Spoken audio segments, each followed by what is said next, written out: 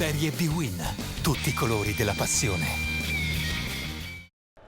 Per la 27esima giornata del campionato di Serie B-Win si affrontano al Bentegodi di Verona la squadra di Mandorlini, attualmente quarta in classifica, e l'Ascoli di Massimo Silva, penultimo in campionato con 7 punti di penalizzazione.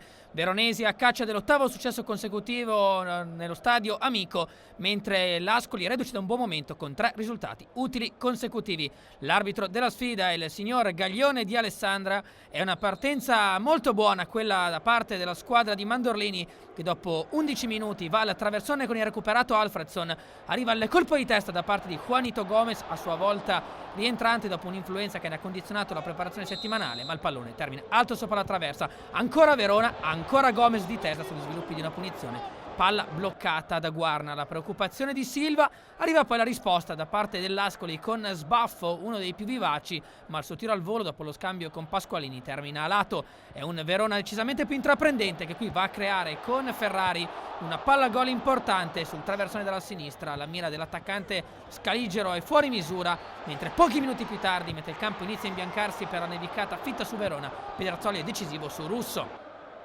Ancora Alfredson, il traversone dall'out di sinistra e nuovamente Juanito Gomez, ma nuovamente la mira lascia a desiderare. È un dominio da parte della squadra di casa che va anche alla conclusione nel finale di tempo con Russo. Stavolta Guarna non è perfetto e deve concedere il tiro dalla bandierina. Con le immagini andiamo al secondo tempo.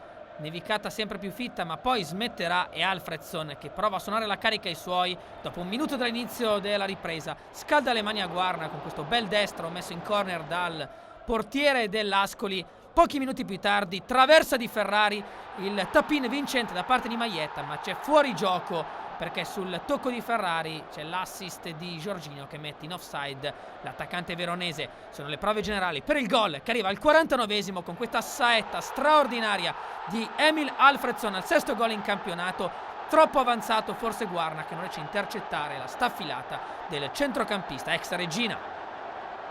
Prova a scuotersi l'Ascoli sugli sviluppi di questo calcio di punizione con il colpo di testa ravvicinato da parte di Soncin, con il pallone che però termina di poco alto sopra la traversa. È solo un episodio perché è il Verona che continua ad attaccare alla ricerca del raddoppio, ma questo tiro di Ceccarelli dopo l'uscita errata e insicura da parte di Guarna va sul fondo. Ci prova anche Sbaffo con il destro, pallone accompagnato con lo sguardo da Rafael a fondo campo. Arriva poi al 75esimo una ammonizione a Peccarisi, che rifila questo pugno a Juanito.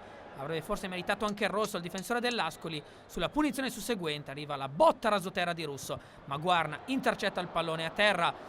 È l'azione che precede la grande palla gol che capita all'Ascoli. Il neoentrato Gerardi arriva così sul cross di Sbaffo, ma mette il pallone alto sopra la traversa. Pericolo scampato, la squadra di Mandorlini si getta nuovamente all'assalto. Russo, tiro deviato da Faisca, palla sulla traversa. Sugli sviluppi dell'azione dopo una lisciata di Ciofani arriva il colpo di testa del solito Gomez, che termina sul fondo.